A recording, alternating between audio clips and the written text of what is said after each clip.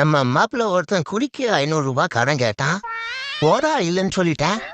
அந்த நாய் வேற யார்கிட்டயோ கடன் வாங்கி குடிச்சிட்டு நான் வீழ்வேன் என்று நினைத்தாயோன்னு ஸ்டேட்டஸ் வச்சிருக்கு நாய். அடிக்கிற அடியில 5 நிமிஷத்துல மூஞ்சில ஈ மிக்குது பாக்குறியா?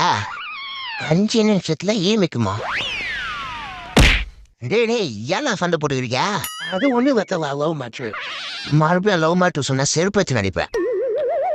நானே டிவி நியூஸை பார்த்து கடுப்புல உட்காந்துருந்தேன். அந்த டைம்ல எங்க அம்மா கால் பண்ணிச்சு.